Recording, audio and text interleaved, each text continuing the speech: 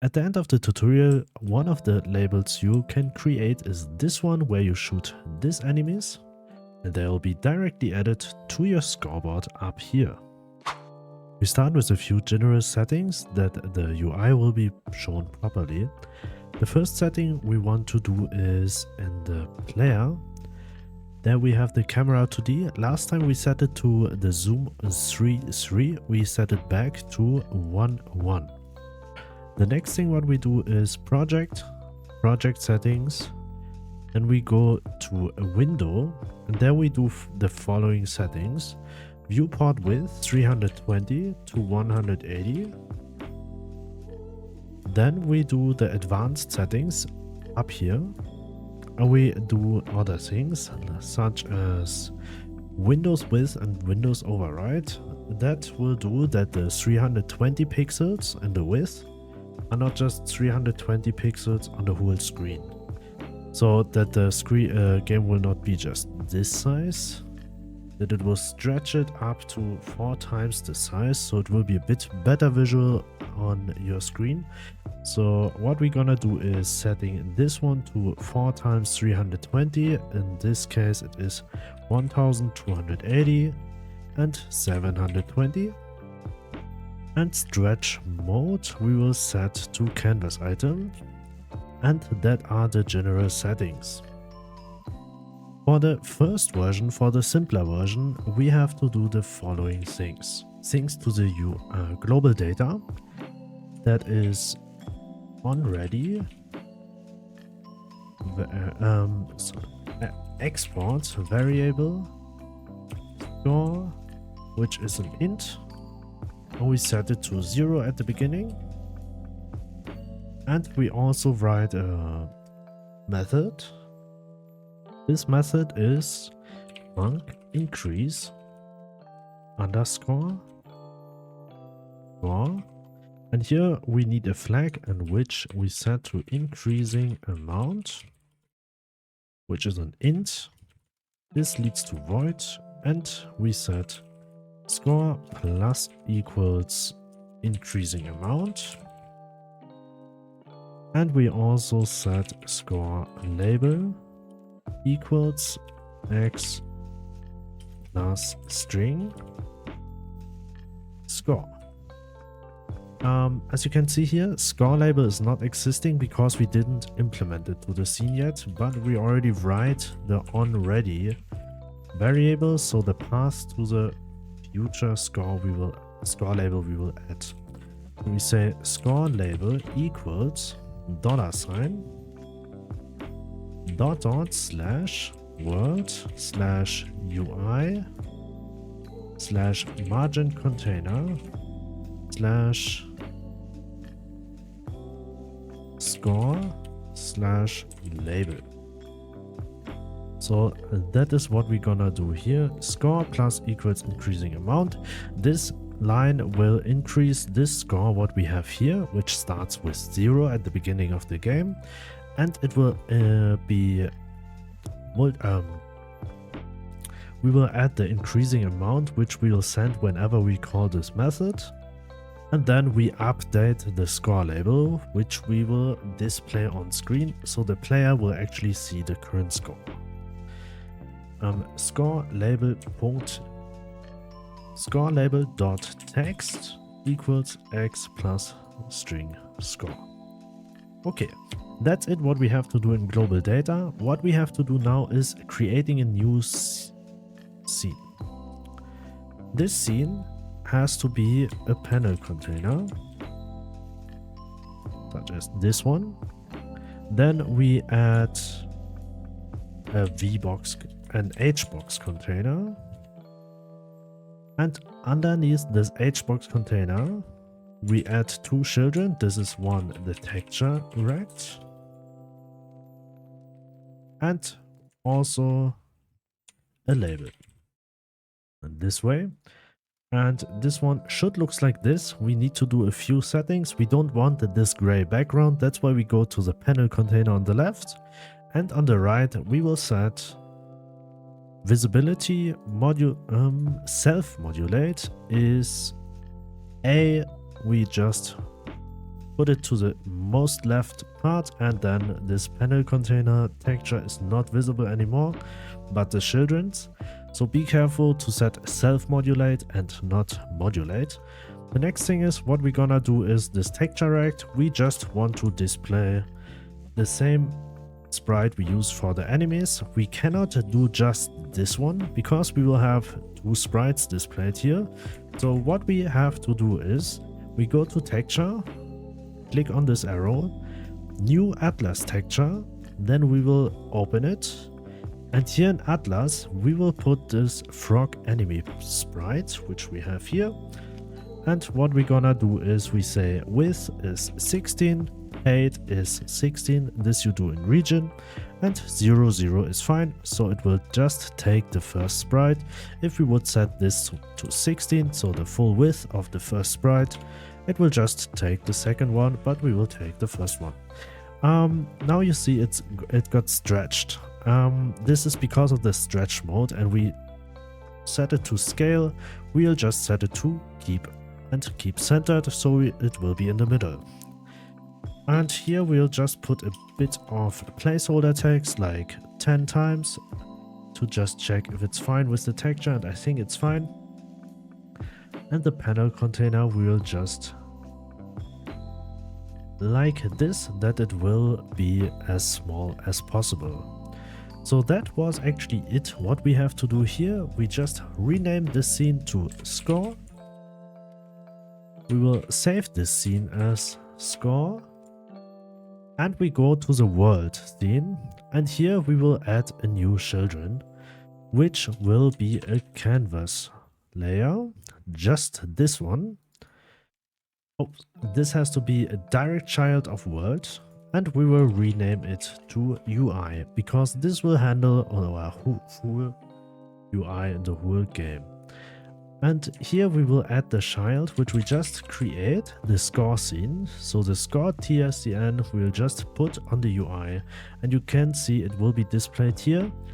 But what we don't want is that it will be directly on the side of the camera. What you can see here, it's displayed just at the most left part, and this is what we don't want. So we just add a new child here, which will be a margin container. We'll just put it here as a direct child, and we'll put the score on the margin container.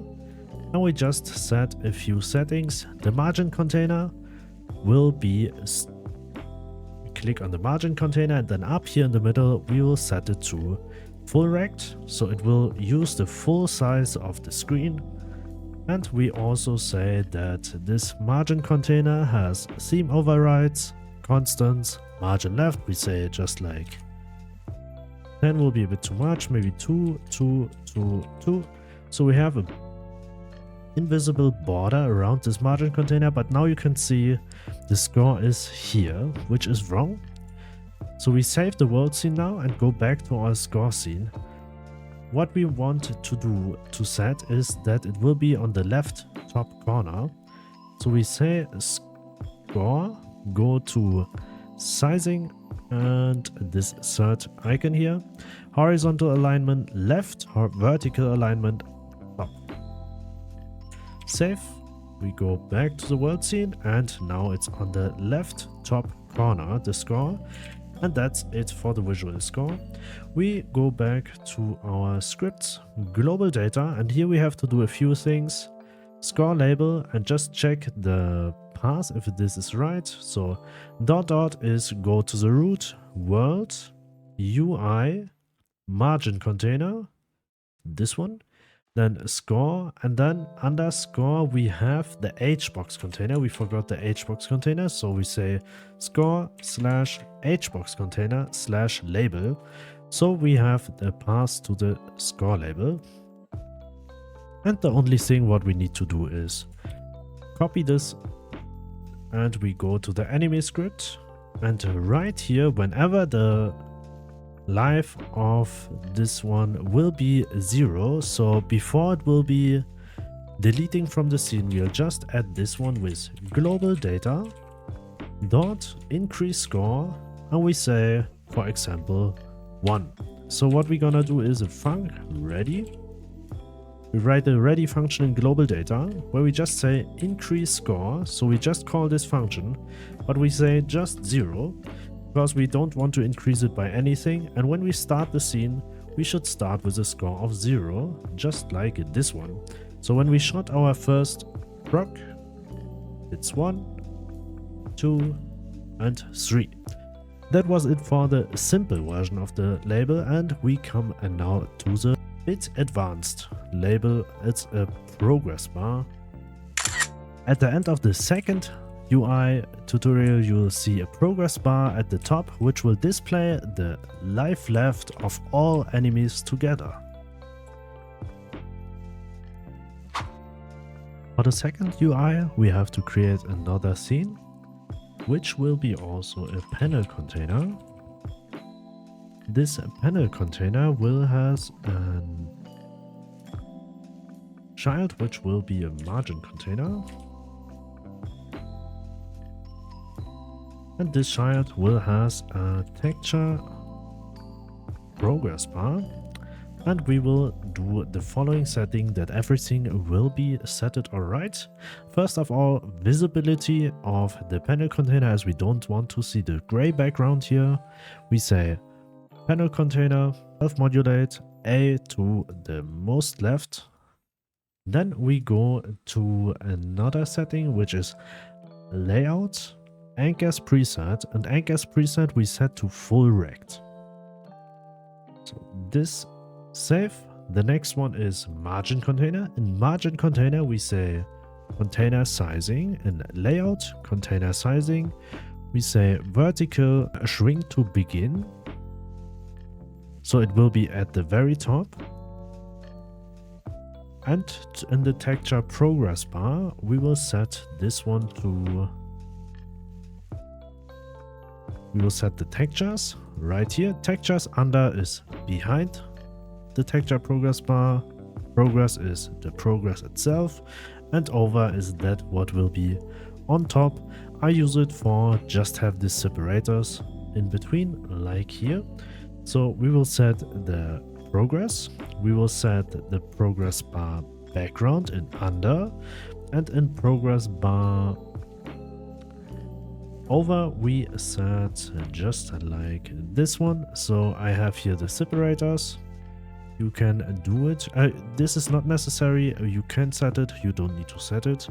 Other settings, what we want to do is go to layout, container sizing, horizontal, shrink to center. So we'll just make it as big as the texture progress bar is. And by default, we can say the value will be 100 for now. So we just see how it looks like. And that was it for this scene. We'll just rename it to score again. We will save the whole scene to score tscn. And what we need to do is we have to adjust the enemy script, and we also have to add a few lines of code to the global script. And we also need to add a script to the scene. This will be the first thing what we're gonna do. So we just say here score. We click on this button here, add score, add a script. We also call it score. And this is the following code what we need to write down. 1 variable and 4 methods. So we start with this texture progress bar. This is what we need as a variable here. So we just drag it here, control, and drop it here.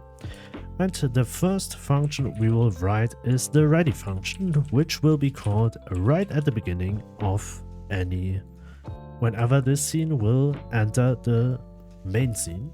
As first, as this what we write inside will be important later. First we write a function which will handle that we will calculate the life of all enemies on the whole map together to be like a progress the player has to reach. So we say calculate enemy life, and this time this method will lead to an int. So that means whenever we go out of this function, as you can already see, we got an error. Not all code paths returns a value. So what we have to do in any case is to return a number between null, between whatever, but it has to be an int. So when we say return null now, it will stop this error, because whenever we call this function now, for example, we call it here, this will just return as null in this example. But we want to return a number, and this number will be all life of all enemies in the world map together as an int. So we're writing variable current score, which will be an int and also 0 at the beginning. This will be the score which we will return at the end of this function. So for child, we start with a for loop. For child in global data dot world dot get children brackets. If child is enemy, we will pass now. What you have to do is you have to go to the enemy script and you have to write inside the script. I always prefer to put it right under the extends line. So in line 2 I always write a class name enemy and save it. So we just have created a class which will always be in this character body 2D, which has this script attached to it, will be an enemy as a class. So what we're gonna do here in this script is we check in all world child if they are enemies, and if this is the case, only then we want to say current score, the variable we just set it here, plus equals, and we say child dot enemy life. And at the end, it's important to do it at the same height like the for loop, return current score. So whenever we call this function, it will check for all children, for all enemies on the map, how much life they still have left, and will give us all lives together as an int. The next method we need is set progress bar, which we will use to just make all this score visible for the player. So we say texture progress bar dot max value and texture progress bar value. Progress bar dot value. Both values we just set to global data dot score. Important, call this function just once at the beginning of the game. So in ready, we just copy this one, paste it here. And the next variable is to always updating the progress. We say function update progress bar brackets void, and also texture progress bar dot value equals global data dot score. Maybe you can see why we just want to call this once, because we set the max value here, and the max value will always display as the whole length of the progress. So everything what is green now here is the max value, and the value is just that what is left. So the max value is from left to right, the total length, and the value is just displaying what is the current value. So this update progress we will always call later whenever we decrease the life of an enemy.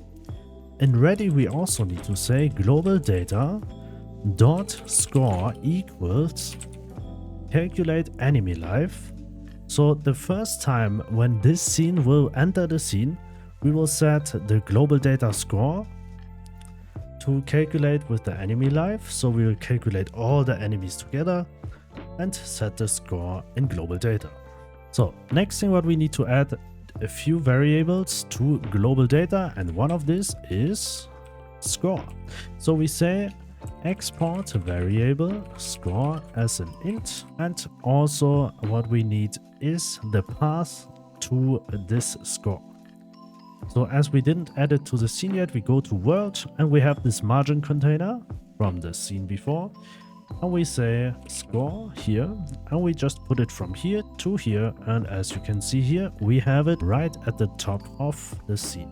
So we go back to our global data script and we say onReady variable, and we call it score UI equals $, this one, steps back world / UI / margin container / score. So we just go from this global data to back to root, then to world, then to UI, margin container, and then score. So this path is right. And the last thing what we need to adjust is the enemy script. Here we need to do a few things. What we need to do is here, set progress bar to the ready function. This function we will write just underneath here. Set progress bar, we'll just create a new method here. And in this method, we write the following script. We just say texture progress bar dot value equals enemy life. And we also do the same for texture progress bar dot max value equals enemy life. So what we're gonna do is to set the max value and the value of the texture progress bar, which is above the enemy scene, just this one, we just adjust it to the enemy life, which we set up here. Export variable enemy life is an int, and we just say it is 3. So as you can see here now, this one texture progress bar dot max value equals enemy life, misspelling, progress bar dot max value, and value will be set it in ready now. The next thing is what we need to do is in decrease life points, which we have right here. We directly set the texture progress bar dot value with -1. This is not what we want to do. We want to say it is enemy life. And above, really important, above it, we need to say enemy life minus equals 1. So we don't set the value directly, just indirectly with enemy life, which we store here. And we also decrease it by 1 when we just set it again to enemy life. And the last thing what we need to do here is to call the method to update our UI. So we say global data dot score UI dot update progress bar, save. So what we're gonna do now is we call this function to update the current value. So we just said, okay, we will calculate the enemy lives, and then we set the progress bar again. We have to write here not global data.score, we have to calculate enemy life. So we recalculate the enemy life by this one, what is left on the map. And when we did everything alright, we can start the game now. We have this UI up here, and when we shoot the enemies, just by this one, you can see the progress of this one will decrease, which is very helpful when you just run around the map and you can't find enemies, but you know there's still one left and you can just shoot the last one. I mean, for 3 it's not that helpful, but just imagine you have a map with 100 frogs, and so it's always good to know that there are few frogs left somewhere hidden in any corner of your map. I hope one of this UI will help you for your game, and if you want to know more about UI, just let me know in the comments. And if you like this tutorial, just leave a like, it will help me a lot. And if you want to see more tutorials like this, just follow the channel. It will also help me a lot. Thanks for watching.